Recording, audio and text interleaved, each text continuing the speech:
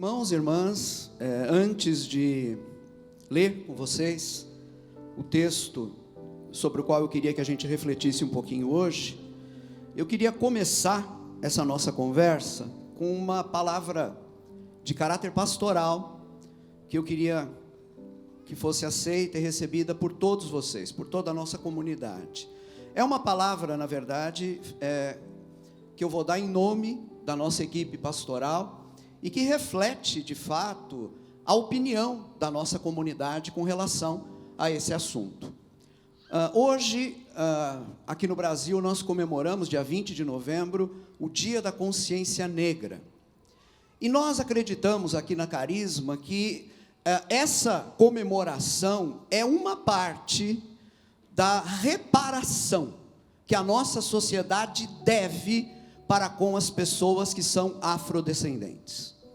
A nossa sociedade carrega uma dívida imensa em relação aos afrodescendentes, por conta de mais de 300 anos de exploração sistemática do trabalho desses homens e dessas mulheres. Não foi apenas o trabalho, a vida desses homens e dessas mulheres foi sugada de forma criminosa durante mais de 300 anos, e mesmo depois da abolição, a famosa abolição, essa atitude injusta da sociedade continuou em grande medida, e em grande medida continua ainda hoje, ainda nos nossos dias. Eu não sei quantos de vocês sabem, mas no século 17, nos canaviais, plantações de cana no nordeste do Brasil, um homem africano saudável vivia em média 7 anos.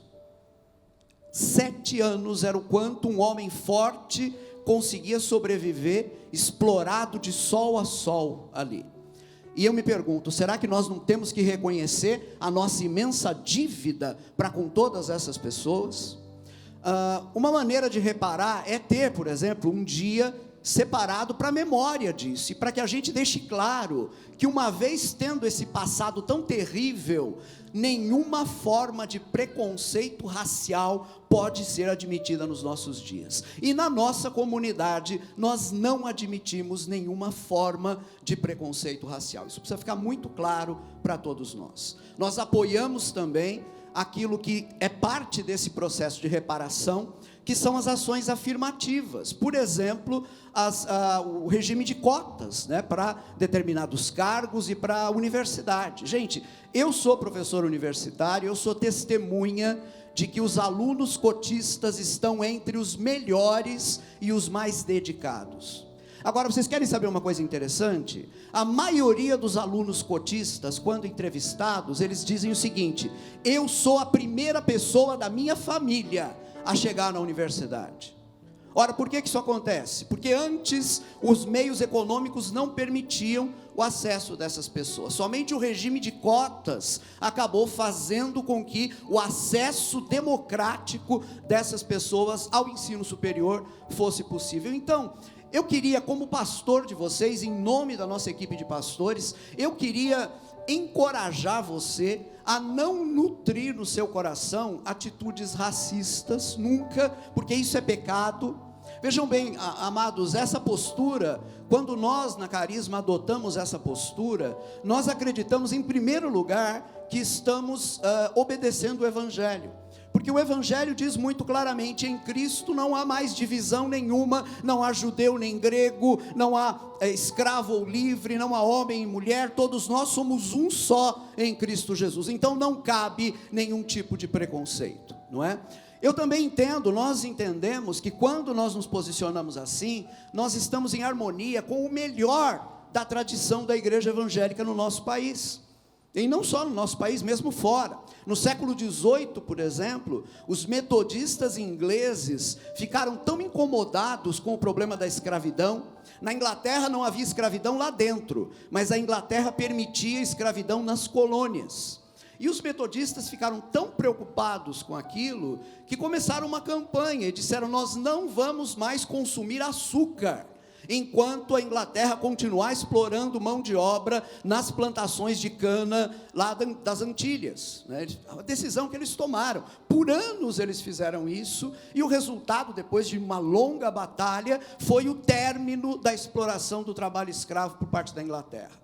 No século XIX, na primeira geração de pastores evangélicos aqui no Brasil, a maioria deles se posicionava a favor da abolição da escravidão, e eu recordo aqui o nome de um deles, reverendo Eduardo Carlos Pereira, pastor da Igreja Presbiteriana do Brasil, depois um dos fundadores da Igreja Presbiteriana Independente do Brasil. Esse homem escreveu, na década de 1880, um corajoso panfleto contra a escravidão, e isso no momento em que a escravidão era legal, né? Então o panfleto dele é que era contra a lei, mas ele se posicionou contra uma lei injusta, em nome de uma lei mais justa, que é a lei do Evangelho. Então, meus irmãos e irmãs, em nome de Jesus, que nós não tenhamos jamais uma atitude inferior a essa, de nos opormos a todo tipo de discriminação e de preconceito. Amém, queridos?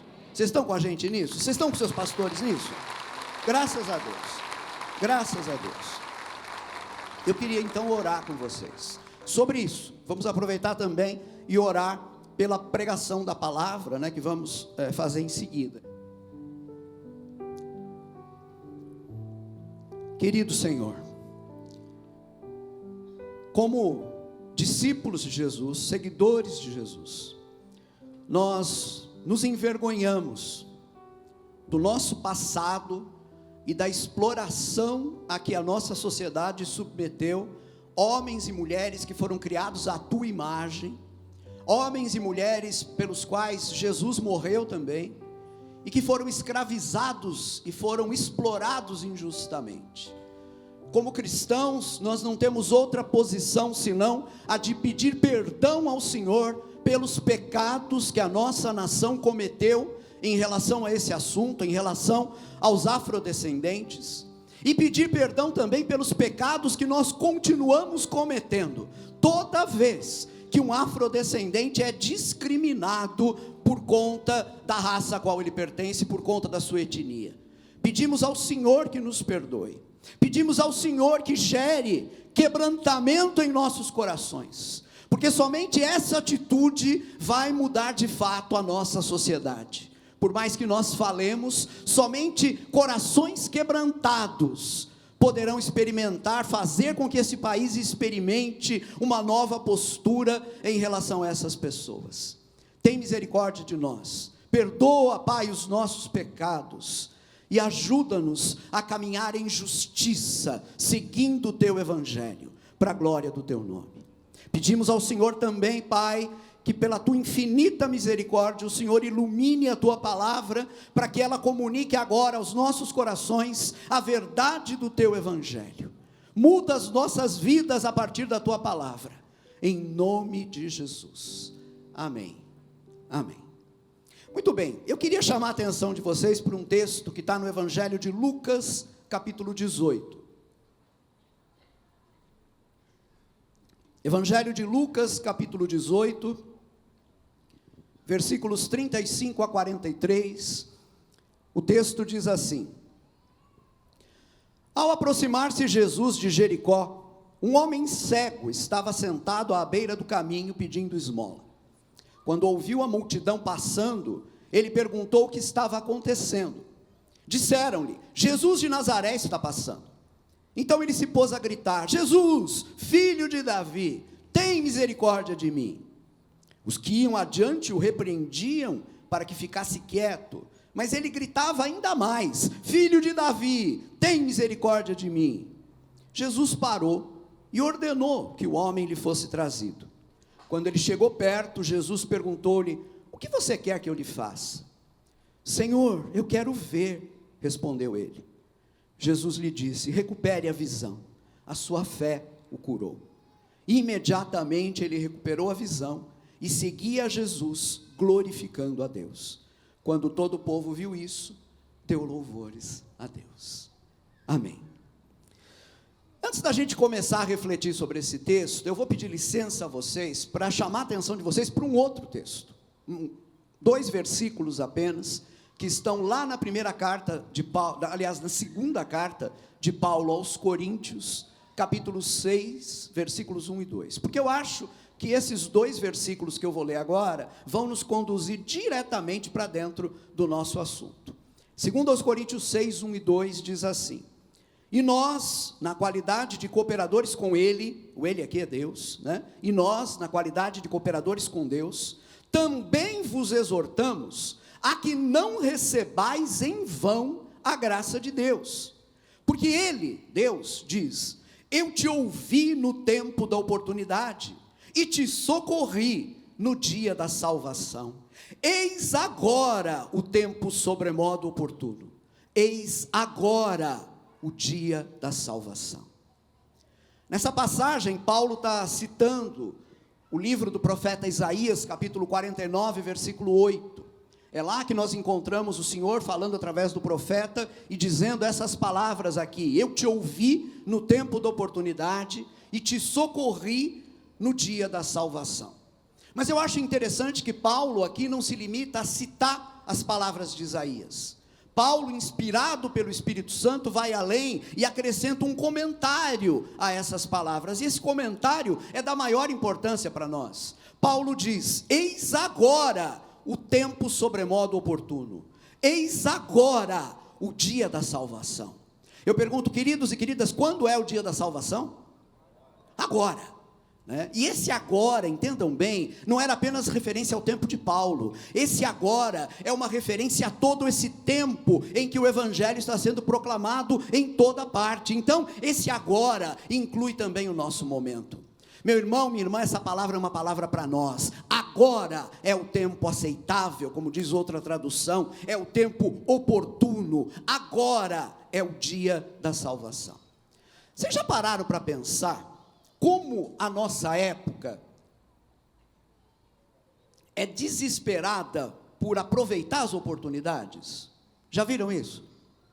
O tempo todo, a gente percebe como o comércio se vale disso, né? O tempo todo nós somos bombardeados com propagandas, querendo convencer a gente a não perder as melhores oportunidades da nossa vida. Então, agora, nessa época, não tem ninguém que não seja atormentado por propaganda da tal Black Friday, né?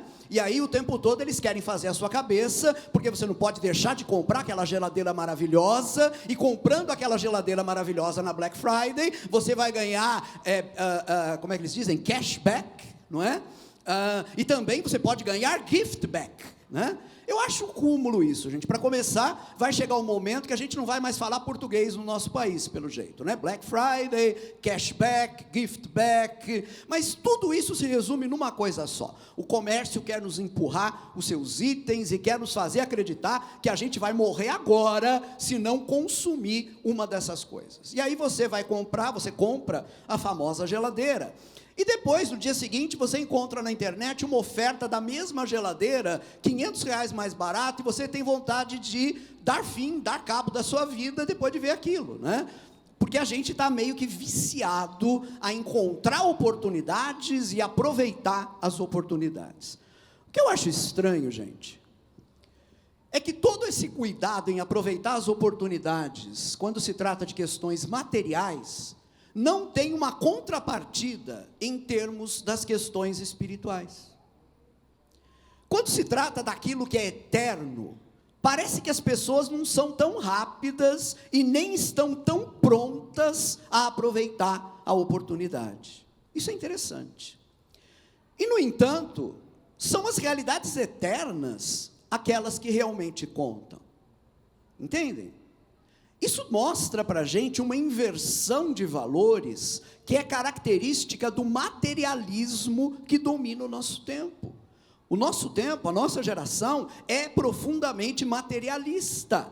Agora, me permitam dizer com toda clareza para vocês o seguinte: uma sociedade pode ser tão materialista quanto ela quiser.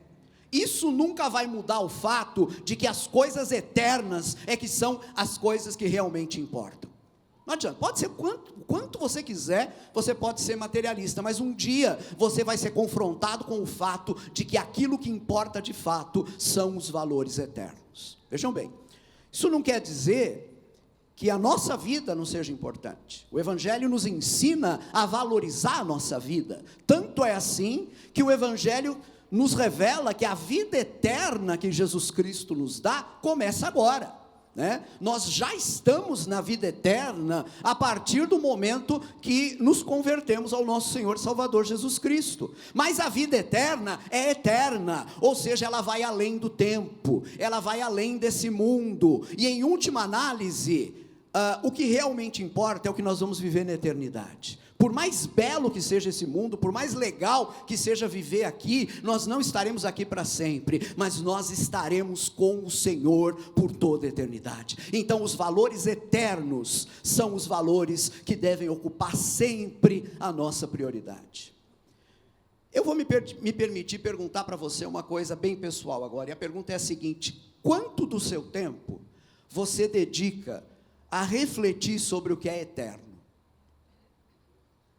Quanto tempo você separa para pensar sobre Deus, para pensar sobre a eternidade?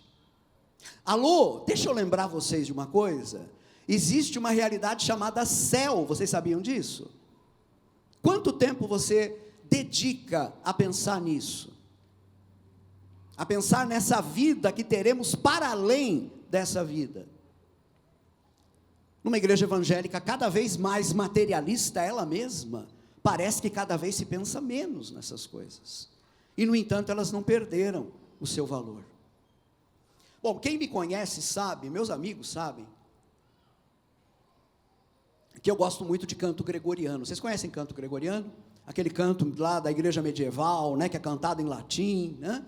Eu gosto muito de canto gregoriano, e tem um cântico em especial, que começa, a primeira frase, o primeiro verso desse cântico em latim, diz assim: media vita in morte sumus.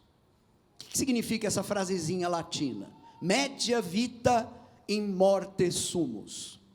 Quer dizer o seguinte: no meio da vida, estamos na morte. É sábia essa frase. A morte não nos encontra no final da vida, a morte nos encontra no meio da vida. A gente está vivendo agora, e de repente, um instante depois, não estamos mais. Eu estou falando com vocês agora, mas é plenamente plausível, e ninguém estranhe se isso acontecer, eu posso morrer agora mesmo. Ô Rui, por favor, para com isso, um domingo de sol desses, você vem falar em morte? Eu venho falar em morte, porque eu estou falando de coisas eternas, eu estou falando de coisas que contam. Eu estava refletindo sobre esse assunto essa semana e separei duas ocorrências que me tocaram profundamente e que ilustram isso que eu estou dizendo. No fim de semana passado ocorreu uma famosa festa universitária no interior do estado de São Paulo, que acontece todo ano. Bom, eu já disse que sou professor universitário, então eu também sei muito bem o que é que acontece nessas festas universitárias. Nunca participei de nenhuma, mas sei muito bem como é que elas são. E nessa festa, no fim de semana passado, um estudante de 27 anos, por alguma razão, não sei qual, ele convulsionou durante a festa, foi conduzido ao hospital e foi a óbito, aos 27 anos de idade, tendo saído de casa para curtir o fim de semana numa festa universitária. Ele encontrou a morte. Media vita in morte sumus. No meio da vida, ele encontrou a morte.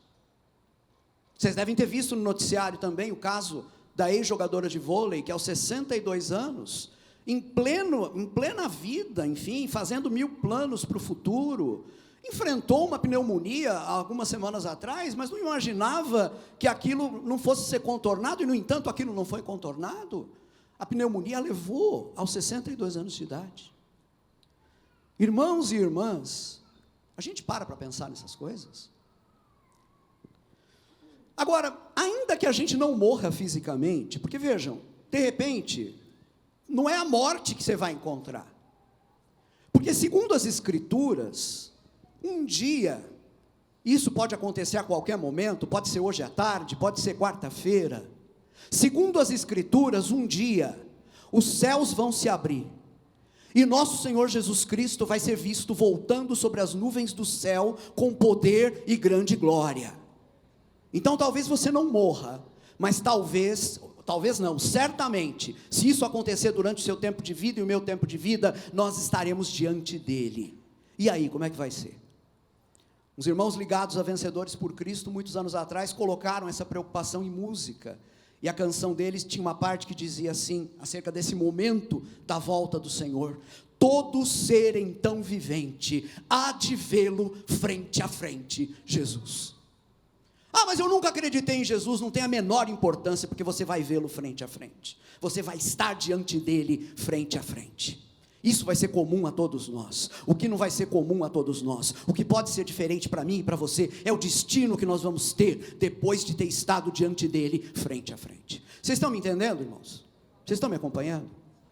Eu sei que o assunto é sério, o assunto inspira a gravidade, mas eu penso que, aliás, eu estou convencido de que a palavra de Deus nos chama hoje para essa reflexão. O texto que a gente leu em Lucas, ele tem muito a nos ensinar sobre essa necessidade que nós temos de não deixar passar a oportunidade. E para você que se preocupa tanto em aproveitar as oportunidades que aparecem, especialmente as ofertas materiais, a você eu quero fazer esse apelo agora: não perca a oportunidade naquilo que constitui a realidade mais importante das nossas vidas. Não perca a oportunidade naquilo que constitui o nosso relacionamento com Deus. Deixa eu lembrar um pouquinho vocês essa cena que a gente leu aqui no Evangelho de Lucas. Eu acho impressionante a maneira como Lucas narra. Tem aqui um caráter quase gráfico nessa passagem, é quase cinematográfico, né? Dá para imaginar aqui até os closes de câmera que, enfim, né, parece que seriam possíveis de serem feitos, né? A gente pode imaginar aquele homem cego, sentado ali, os olhos dele muito abertos, mas sem enxergar nada, e os ouvidos desse homem captam o barulho da multidão que está passando, e ele pergunta: o que é isso? E aí respondem para ele: é Jesus, o Nazareno, que está passando. E eu imagino, vocês me dão licença agora de usar um pouquinho a minha imaginação, eu imagino esse homem, quando ouve que Jesus está passando, eu imagino ele primeiramente dizendo para si mesmo: Jesus? Talvez até em forma de pergunta: Jesus? E talvez ele tenha começado a pronunciar essa frase que o marca, que o caracteriza, né? Lentamente, baixo, né? De forma até meio particular: Jesus, filho de Davi, tem misericórdia de mim. Mas ele vai pronunciando essa frase, e eu imagino que ele vai aumentando o tom de voz à medida em que vai falando: Jesus, filho de Davi, tem misericórdia de mim. Jesus, filho de Davi, tem misericórdia de mim. E tem um momento que esse homem está gritando: Jesus, filho de Davi, tem misericórdia de mim. Ele está clamando com todas as forças. Na atitude desse homem existe uma urgência que é impressionante.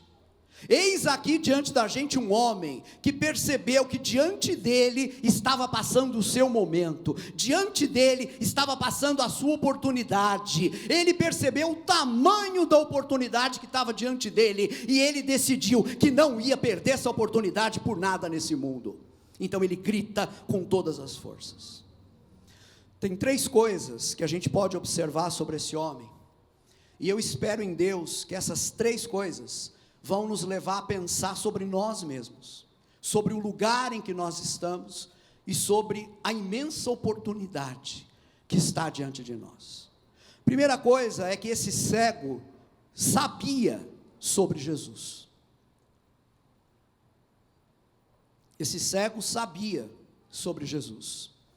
Versículo 38 diz: então ele se pôs a gritar: Jesus, filho de Davi, tem misericórdia de mim. Vejam bem, quando o homem pergunta a causa de todo aquele barulho, alguém na multidão responde para ele dizendo assim: Jesus de Nazaré está passando. Isso está no versículo 37. A versão revista e atualizada traz: Jesus Nazareno está passando. Jesus o Nazareno, ou Jesus de Nazaré, era o que nós poderíamos chamar de o apelido de Jesus. né? Jesus era conhecido desse jeito. Feito entre nós aqui, alguém pode ser conhecido como João o Carioca, né? João Carioca, né? Não vou dizer Zé Carioca, porque é brincadeira, né? Mas ninguém vai levar a sério. Ou João Carioca, ou então, sei lá, né? O Ernesto Capixaba, né? O Carlinhos Paraíba, sei lá, né? Eu tinha um colega no quartel que era o Brasilândia. O cara nasceu lá na Vila Brasilândia, e lá no quartel, eu nem lembro o nome dele, eu só lembro que ele era o Brasilândia, né? Isso aqui é o que nós chamamos de apelido, né? Podemos chamar também de título civil. Ali no meio do povo, Jesus era conhecido como Jesus de Nazaré, ou como Jesus o Nazareno. Mas o cego, quando ouve que era Jesus que estava passando, ele se refere a Jesus de outra maneira. Ele não usa esse título. Ele não se dirige a Jesus a partir desse apelido. Ele diz: Jesus, filho de Davi. Ora, queridos irmãos, o que é a expressão filho de Davi? É um título messiânico. Sem dúvida nenhuma, esse homem tinha ouvido falar do Nazareno, e tinha ouvido falar daquilo que o Nazareno fazia, e ele não podia interpretar os feitos de Jesus, senão considerando que esse Jesus devia ser o Messias prometido, aquele que o povo de Israel estava aguardando, e que seria o libertador deles. Certamente as histórias sobre cura de outros cegos, outras curas fantásticas que Jesus havia operado, ressurreições de mortos, essas histórias chegaram até esse homem, e ao ouvir dizer que Jesus está passando, ele sabe que ali junto dele está passando não qualquer ser humano, não simplesmente Jesus de Nazaré, ali perto está passando o filho de Davi, ali perto está passando o Cristo, o Messias do Senhor. A palavra Cristo em grego e a palavra Messias em hebraico significam a mesma coisa: ungido, o escolhido do Senhor. É por isso que ele clama com todas as forças, porque ele sabe quem está passando junto dele. Gente, aqui tem alguma coisa que eu acho fundamental. Na história bíblica, muitos sinais foram praticados ao longo do tempo. Nós encontramos muitos sinais prodigiosos operados lá no Antigo Testamento. Me permitam usar aqui apenas 2 exemplos que estão entre os maiores: Elias e Eliseu. Elias e Eliseu são usados por Deus para operar sinais portentosos, mas eles nunca foram chamados de filho de Davi, eles nunca foram identificados como o Messias. Na fala desse cego aqui, que a gente começa a perceber agora que nesse momento ele já não está tão cego, na fala desse cego, nós estamos notando uma capacidade especial de ver Jesus de uma maneira única. Fisicamente ele está cego, mas ele está vendo Jesus de uma maneira que muita gente ainda não via. Lá no fundo da escuridão que dominava a vida desse homem, ele foi iluminado por uma percepção. E a percepção é a seguinte: esse Jesus é o Messias, então ele pode me salvar. Eu acho que a atitude desse homem cego fica mais clara para a gente, se nós a compararmos com a de outro cego que foi curado por Jesus, que é o cego, a cura que está relatada em João capítulo 9. Por favor, leiam em casa depois, hoje à tarde, João 9, para vocês rememorarem isso, né? Eu acho interessante como lá em João 9, não é o cego que se dirige a Jesus, o cego está lá no canto dele indiferente. O cego é notado por Jesus, e Jesus é quem vai, pega, faz uma mistura de saliva com terra, faz um barrinho ali, um lodo, aplica esse lodo nos olhos do cego, e diz para ele assim: vai se lavar agora no tanque de Siloé. O cego vai até o tanque de Siloé, se lava e volta enxergando. Mas é interessante que o cego mesmo não falou nada, não pediu nada, nem sequer se dirigiu a Jesus. Agora, quando os religiosos e o povo lá começam a questionar esse cego sobre quem o havia curado, é interessante a resposta que o cego dá, a primeira resposta. Lá em João 9,11 a gente lê o seguinte: quando perguntam para ele quem foi que o curou, o homem responde assim: o homem chamado Jesus misturou terra com saliva, colocou-a nos meus olhos e me disse que fosse lavar-me em Siloé. Fui, lavei-me e agora vejo. Note a expressão que ele usa: o homem chamado Jesus. Um homem apenas. Mais à frente, quando os fariseus, os líderes religiosos, pressionam esse homem para que ele conte de novo o que aconteceu, a declaração desse ex-cego muda um pouco. Quando perguntam para ele, o que é que você acha desse homem aí que curou você? Aí o ex-cego responde, isso está no versículo 17 de João 9, ele é um profeta. Percebem a mudança? Primeiro, o homem chamado Jesus.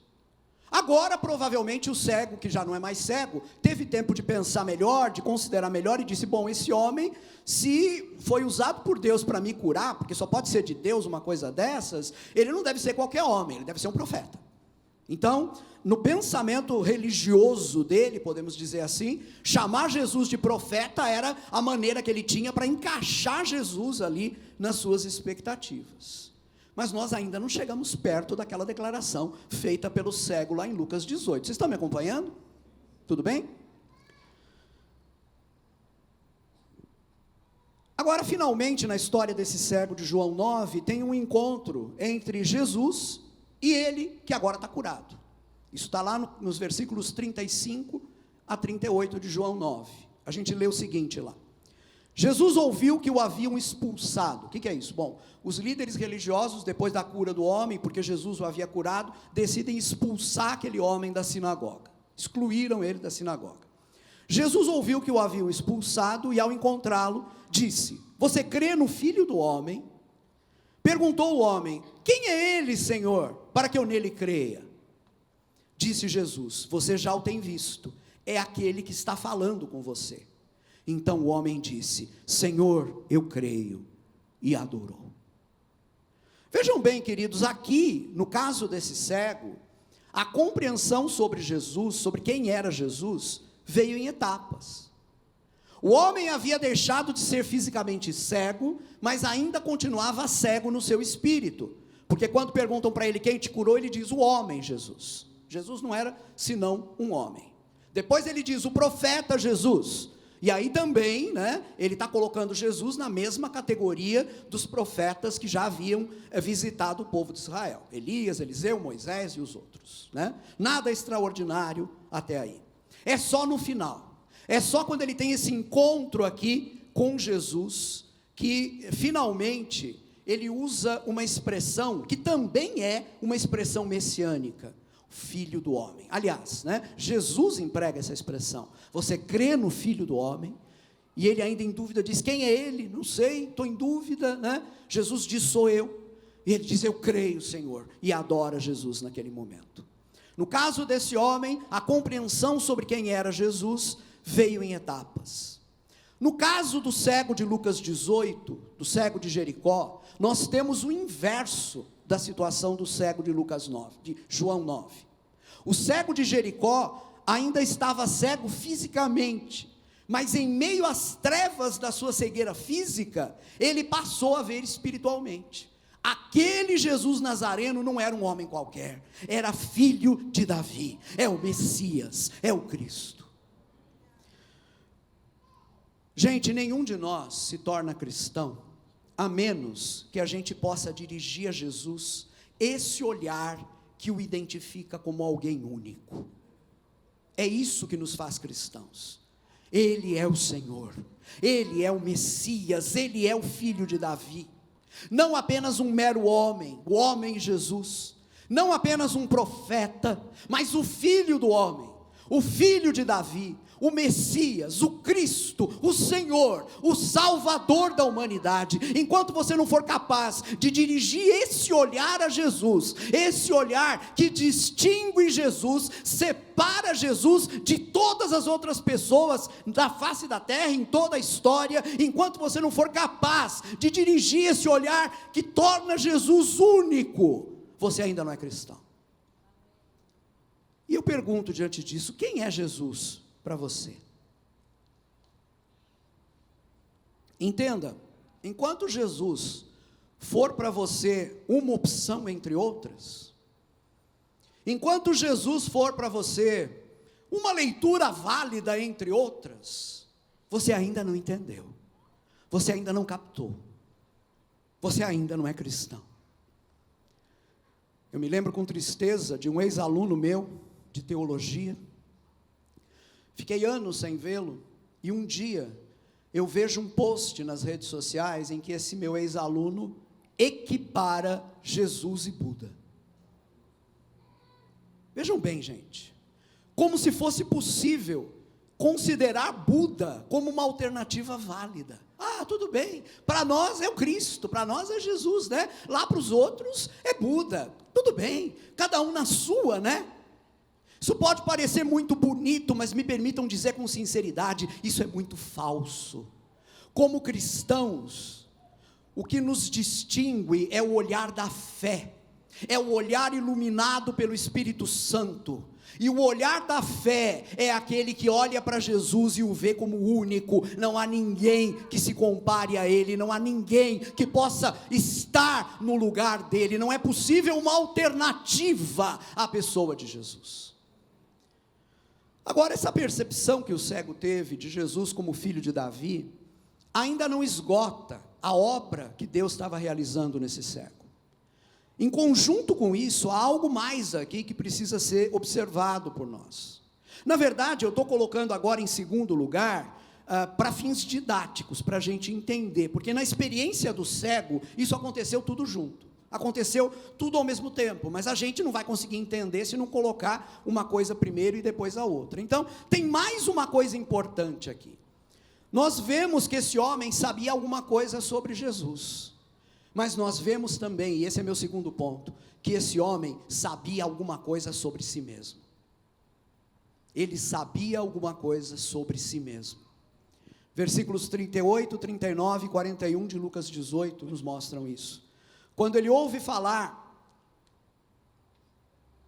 que Jesus de Nazaré estava passando, esse homem cego não apenas o chama de filho de Davi, ele não apenas diz algo sobre Jesus, ele também prossegue e diz alguma coisa sobre ele mesmo. Diz o texto, versículos 38 e 39, então ele se pôs a gritar: Jesus, filho de Davi, tem misericórdia de mim. Os que iam adiante o repreendiam para que ficasse quieto, mas ele gritava ainda mais: filho de Davi, tem misericórdia de mim. E quando Jesus finalmente o ouve, escuta e o chama, e pergunta para ele o que é que ele desejava que lhe fosse feito, a resposta desse homem, no versículo 41, é muito clara, é muito precisa. Jesus pergunta a ele: o que você quer que eu lhe faça? Senhor, eu quero ver, respondeu ele. O que esse homem sabia sobre ele mesmo? Ele sabia, gente, que estava numa situação miserável. Ele estava numa situação miserável e sabia disso. Me permitam aqui comentar, nós não podemos nem de longe comparar a situação de um deficiente visual no presente com a situação de alguém que enfrentava essa deficiência lá atrás, no tempo de Jesus.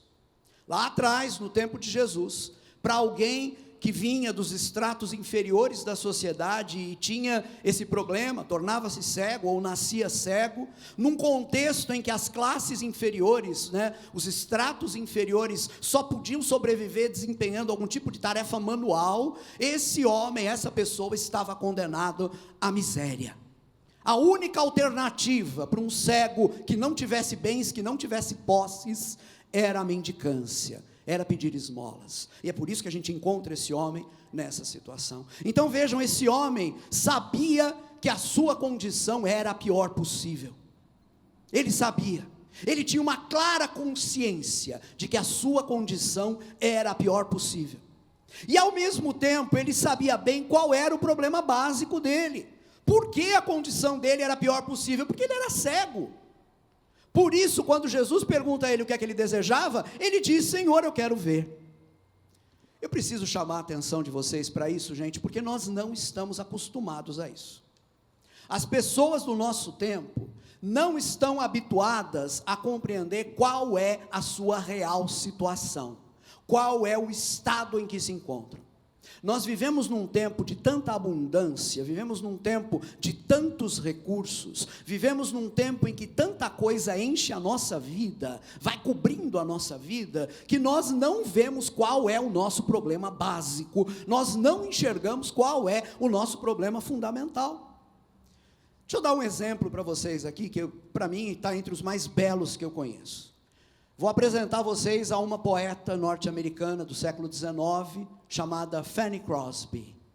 Vocês já devem ter ouvido falar de Fanny Crosby. Se não ouviram falar, mas se vocês têm algum tempo de igreja evangélica, foram aí de igrejas tradicionais, certamente vocês cantaram alguns dos hinos compostos por essa mulher.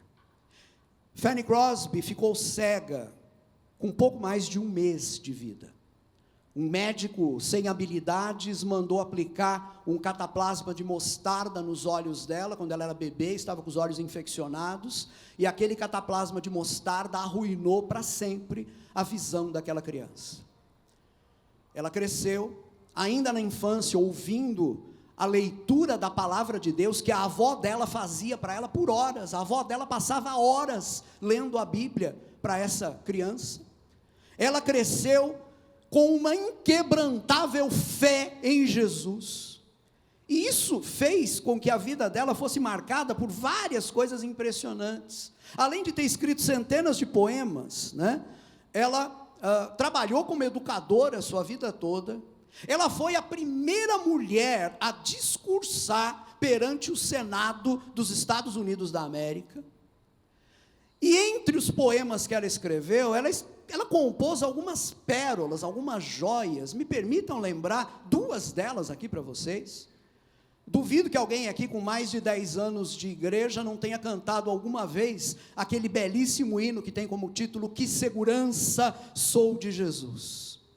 Que segurança sou de Jesus, por Ele agora vivo na luz. De Deus herdeiro a mim me tornou, pelo seu sangue que me salvou. Canta minha alma, canta ao Senhor as maravilhas do seu amor. Canta minha alma, canta a Jesus, por Ele vives hoje na luz. Eu queria ter voz para cantar, mas Deus é sábio, né? Se Ele não me deu voz para cantar é por alguma boa razão. Provavelmente eu seria insuportável se cantasse. Mas vejam, gente, que preciosidade é essa? Essa mulher conhecia Jesus. Me permitam citar um outro, um dos meus favoritos: Quero estar ao pé da cruz. Onde ela diz: quero estar ao pé da cruz, que tão rica fonte corre franca salutar de Sião no monte. Sim, na cruz, nela me glorio, pois enfim vou descansar, salvo além do rio. Você pode achar isso uma poesia bonita, ok, eu também acho, mas note uma coisa: essa mulher nunca viu uma cruz na vida. Ela ficou cega com pouco mais de um mês de idade, ela nunca enxergou uma cruz. Mas ela não precisou do olhar físico para enxergar Jesus. Ela viu Jesus no Espírito. No Espírito ela enxergava muito mais do que muitos homens e mulheres na sua própria época. Então, irmãos e irmãs, vamos entender uma coisa importante que o exemplo da Fanny Crosby nos faz perceber. O exemplo dela nos faz perceber que o problema básico do ser humano não é não enxergar fisicamente. O problema básico do ser humano não é a cegueira física. O problema básico é não enxergar o reino de Deus. É esse o problema. Jesus coloca isso claramente na conversa que ele tem com Nicodemos, lá no capítulo 3 do Evangelho de João, quando Jesus diz assim a Nicodemos: digo-lhe a verdade, ninguém pode ver o reino de Deus se não nascer de novo. Ora, o que é ver o reino? É ter olhos para as realidades espirituais, é ter a mente e o coração iluminados para compreender a riqueza do Evangelho, para compreender o caráter único de Jesus, para compreender a herança gloriosa que nós temos em Jesus. Vejam bem, ver o reino é uma coisa na qual nós vamos crescendo ao longo da nossa vida de fé, não é uma coisa estática. Você começa a ver o reino no momento em que você nasce de novo, mas como cristão, você vai aprendendo a ver o reino ao longo de toda a sua vida. É por isso que Paulo, escrevendo aos Efésios, ele pode fazer ali uma oração, pedir para os Efésios algo que me impressiona, e que está lá em Efésios 1, 18 e 19, nós lemos lá o seguinte: oro também para que os olhos do coração de vocês sejam iluminados, a fim de que vocês conheçam a esperança para a qual ele os chamou, as riquezas da gloriosa herança dele nos santos, e a incomparável grandeza do seu poder para conosco. Os Efésios já eram crentes, mas Paulo está orando e pedindo que eles enxerguem ainda mais, que eles vejam ainda mais, que eles vejam ainda melhor. Eu não sei se você já reparou, eu me lembro muito bem da minha infância, quando a gente é criança, a gente enxerga pouco. Não por deficiência visual, mas porque a nossa própria experiência não nos permite enxergar muito. A gente parece que pelo menos a memória que eu tenho é essa, se é esquisitice minha, me perdoe. A memória que eu tenho quando criança é que parece que eu enxergava meio assim, né? Dentro aí de um quadrado um pouco pequeno, eu só via o mundo por ali, mas eu via, eu enxergava. Quando você nasce de novo, quando você nasce no Espírito, você não enxerga todas as coisas de Deus, mas você já enxerga o reino de Deus, você já enxerga os valores do reino de Deus, os valores do reino de Deus já não são estranhos para você, e a maravilha é que nós vamos crescer nisso por toda a eternidade, nós vamos passar a eternidade inteira crescendo nisso. A eternidade não é algo estático, na eternidade nós vamos continuar vendo o reino de Deus a cada momento sob ângulos diferentes, sob ângulos novos, porque nós vamos continuar crescendo nisso.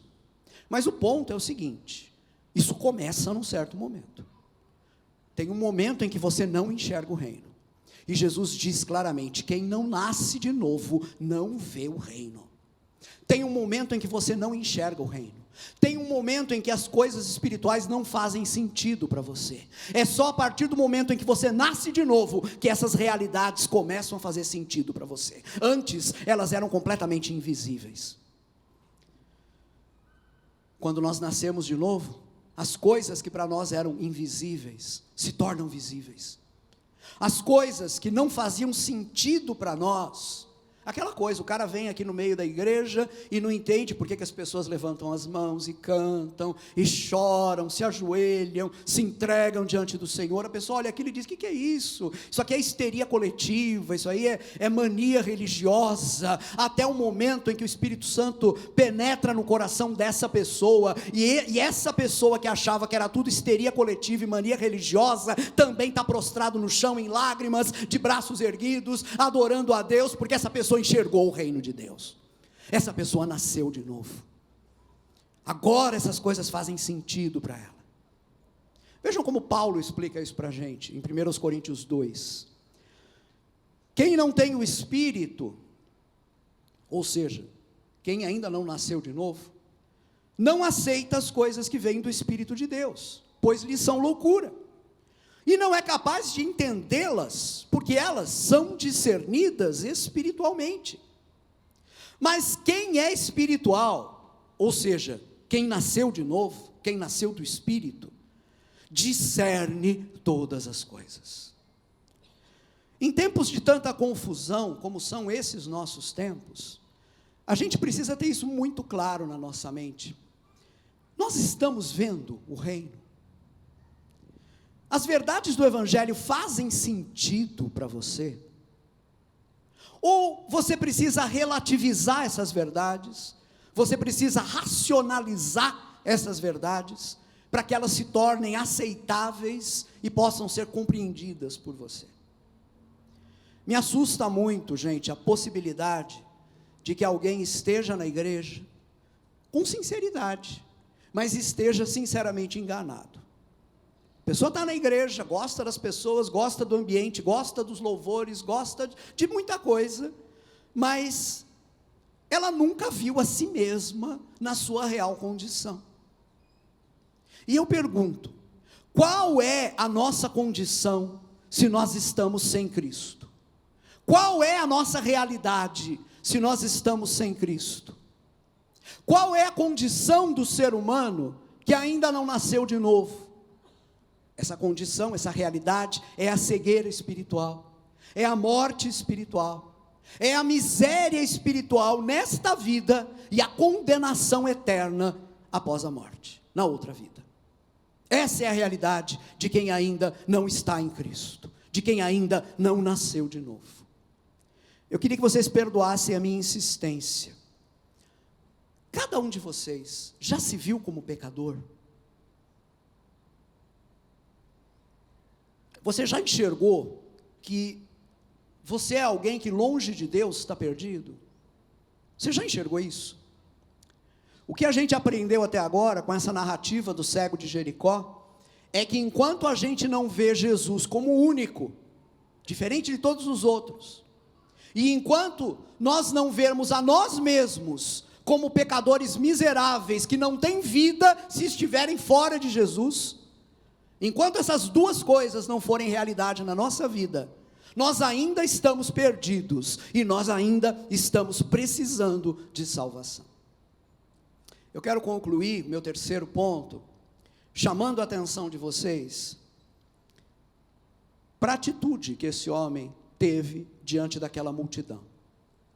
Meu terceiro ponto é que o cego enfrentou a indiferença daquela multidão. Isso está claro no versículo 39. Os que iam adiante o repreendiam para que ficasse quieto, mas ele gritava ainda mais: Filho de Davi, tem misericórdia de mim. A atitude da multidão que seguia Jesus aqui foi uma atitude chocante. Eles queriam que o cego ficasse quieto. Aqui, a meu ver, está uma atitude que sempre está presente nas multidões. As multidões são fatalistas, e esse fatalismo oculta sempre uma enorme indiferença em relação aos problemas dos outros. Vocês entendem isso? As multidões são indiferentes, isso não é problema só do nosso tempo, né? Você passa na rua diante de uma pessoa caída na sarjeta e você continua o seu caminho. Isso já acontecia lá atrás. As multidões são indiferentes. O fatalismo das multidões as leva a isso. O lema das multidões é o seguinte: cada um com seus problemas.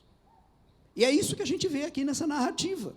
É como se essa multidão estivesse dizendo para o cego assim: você é cego, você é cego, esse é seu destino, é seu quinhão, conforme-se aí com isso e não incomode o mestre. É assim que a multidão trata. Se nós olharmos os evangelhos, nós vamos perceber que eles nos oferecem muitos exemplos dessa indiferença que é típica das multidões. Lá em Lucas 13, a gente tem um episódio em que Jesus cura uma mulher na sinagoga, que por 18 anos esteve curvada com um problema de escoliose. E diante daquilo, o chefe da sinagoga não encontra outra coisa para dizer, senão criticar Jesus por ter curado aquela mulher no sábado. Ora, é muito fácil para aquele homem que não tinha nenhum problema na coluna, que andava ereto, que andava perfeitamente, é muito fácil para aquele homem criticar a cura que aconteceu no sábado, porque ele não estava no lugar daquela mulher. Vejam aqui como a indiferença é uma coisa frequente. De igual modo, para aquela multidão que estava indo atrás de Jesus, era fácil gritar para o cego: fica aí quieto, para com isso. Não eram eles que eram cegos. Agora, o que a gente tem que observar aqui, tem que chamar a nossa atenção, é a atitude desse cego. Ele não liga para a indiferença da multidão, ele enfrenta essa indiferença. A multidão diz para ele assim: cala a boca, mas ele continua gritando: Jesus, filho de Davi, tem misericórdia de mim. Ele continua gritando. Queridos, o que esse homem descobriu na ousadia da sua fé, ao enfrentar a indiferença da multidão e continuar gritando, o que esse homem descobriu foi o seguinte: a multidão é sempre indiferente, mas Jesus não é. A multidão é indiferente, mas Jesus ouve. Versículo 40, Jesus parou e ordenou que o homem lhe fosse trazido. Quando ele chegou perto, Jesus perguntou-lhe: o que você quer que eu lhe faça? Senhor, eu quero ver, respondeu ele. Jesus ouve e atenta sempre para o pessoal. Ele pode estar rodeado por uma enorme multidão, mas ele olha e atenta sempre para o indivíduo, para o pessoal. É como no episódio também relatado por Lucas, daquela mulher, isso está lá em Lucas 8, que foi curada de um fluxo contínuo de sangue, apenas por tocar em Jesus. Jesus estava sendo pressionado pela multidão, mas ele discerniu o toque de uma mulher, porque Jesus sempre atenta para o pessoal, ele sempre atenta para o indivíduo. Para Jesus, nós nunca somos um número perdido no meio da multidão. Para Jesus, nós somos sempre reconhecidos pelo nosso nome. Meu querido, minha querida, Jesus reconhece você pelo seu nome. Você não é um RG para ele. Você é isso para os economistas, para os políticos, para os administradores e para meio mundo, mas para Jesus, você é você. Quer ver uma coisa interessante? Dentro de você aí, diz para Jesus assim: Jesus, eu estou aqui, eu sou, e aí diz o seu nome. Quer fazer esse exercício agora? Não precisa falar alto, pode falar baixinho no seu coração. Jesus, eu estou aqui, eu sou Rui. Ele me conhece desde o início da minha vida. Ele me conhece desde antes que a minha vida existisse. Ele atenta para nós no individual. No meio daquela multidão barulhenta, Jesus ouviu o clamor do cego e chamou ele. Deixa eu dizer para você uma coisa com todas as letras. No meio de 7 bilhões de seres humanos, com todos os seus clamores, com todas as suas necessidades, no meio de 7 bilhões de seres humanos, Jesus ouve, ele escuta a sua voz, ele escuta o seu clamor. Esse Jesus a quem o cego clamou, esse Jesus que chamou o cego e o curou, esse Jesus está aqui hoje. Ele está aqui hoje. Agora a pergunta que eu tenho que fazer é a seguinte: você está em condições de vê-lo? Você está nas condições desse cego que espiritualmente já não era cego, porque enxergava melhor do que muitos ao redor dele? Você vê a singularidade de Jesus Cristo, como ele é único, como ele é singular? Você percebe a suficiência de Cristo, ou seja, ele não apenas é único, mas ele é suficiente para resolver todos os meus problemas. Você percebe isso? Ou você ainda tem Jesus na conta de uma alternativa no meio de várias? Jesus, mas também tem tantas opções. Não tem não. Você vê a sua real necessidade? Se você é uma pessoa que ainda não vê o reino, porque as coisas de Deus ainda não fazem sentido para você, e me permitam, irmãos, dizer isso, eu não tenho que me justificar por estar pregando uma mensagem como essa para uma comunidade como a nossa. Eu não tenho que me justificar, porque entre nós a gente tem pessoas que nascem, por exemplo, filhos de crentes. E eu me lembro de uma frase que o Anésio gostava muito de empregar. Ele sempre dizia e diz: Deus não tem netos. Você pode ter nascido no meio da igreja, mas enquanto você não nascer de novo, você ainda não enxerga o reino de Deus. É por isso que as coisas de Deus não te atraem, é por isso que ler a Bíblia não te atrai, é por isso que a oração não te atrai, é por isso que você vem ao culto guinchado pelos seus pais, porque você ainda não nasceu de novo. Mas no momento em que você nascer de novo, tudo isso vai fazer sentido para você. Ou talvez você frequente essa comunidade, mas como eu disse, muita coisa que te escapa. Você, é bacana, mas eu não sei, parece que eu nunca chego lá, parece que todo mundo chega e eu não. Será que o caso não é esse? Você ainda não está vendo o reino? Será que o caso não é esse? Você precisa nascer de novo? O que fazer? Clamar a Ele, fazer que nem esse homem cego fez, gritar para Ele e dizer: Jesus, Senhor, Filho de Davi, tem misericórdia de mim, porque eu não enxergo, não vejo as tuas coisas, não vejo o teu reino, tem misericórdia de mim. Você está disposto a clamar? Talvez você esteja se perguntando, o pregador aí falou bastante sobre nascer de novo. ele disse aí pregando que uma pessoa que não nasce de novo não compreende as coisas do Espírito Santo. Bom, talvez eu não tenha nascido de novo, porque eu não entendo as coisas de Deus, elas não fazem sentido para mim, então para mim não há esperança. Não, muito pelo contrário, de forma alguma. É justamente aqui que a atuação maravilhosa desse Jesus que sempre nos ouve, vem em nosso auxílio. Clame a Ele como o cego clamou: Senhor, filho de Davi, tem misericórdia de mim. Senhor, eu quero ver. Faça isso, e Ele vai enviar o Espírito Santo ao seu coração. O Espírito Santo vai fazer você nascer de novo. Ele vai fazer você nascer espiritualmente, e você vai experimentar aquilo que o cego experimentou. Versículos 42 e 43, Jesus lhe disse: recupere a visão, a sua fé o curou. Imediatamente ele recuperou a visão e seguia Jesus, glorificando a Deus. Quando todo o povo viu isso, deu louvores a Deus. Irmãos e irmãs, queridos e queridas, nós podemos confiar em Jesus. Foi o próprio Jesus quem disse: o que vem a mim, de modo nenhum o lançarei fora.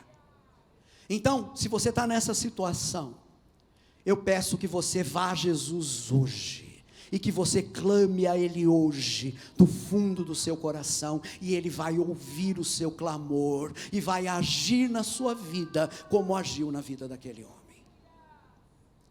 Eu vou pedir que vocês permaneçam sentados, enquanto nós oramos.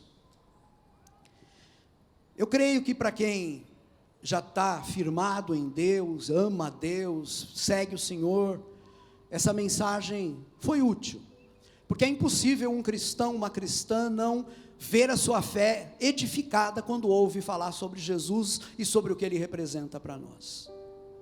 Mas claramente eu trabalhei, e o Espírito Santo está trabalhando muito diretamente com aqueles e aquelas que ainda precisam nascer de novo. Eu não vou pedir que você levante uma mão, eu não vou pedir que você venha aqui à frente, eu vou pedir que você ore. Eu não vou nem dizer que você precisa orar agora, porque pode ser que Deus ainda precise continuar mexendo muita coisa dentro de você, trabalhando dentro de você, mas eu vou te dizer uma coisa: o Espírito Santo vai continuar te incomodando. Se não for agora, junto comigo enquanto eu orar, talvez hoje à tarde, quando você estiver lá depois do almoço, pensando nas coisas que você ouviu, talvez amanhã, no trânsito, indo para o seu trabalho, você vai perceber que precisa de Jesus, e você vai fazer a Ele esse apelo decisivo, você vai entregar a Ele a totalidade da sua vida. Quando você fizer isso, tenha certeza de que você vai nascer de novo, e vai ver o reino de Deus, a vida de uma outra maneira. Vamos orar.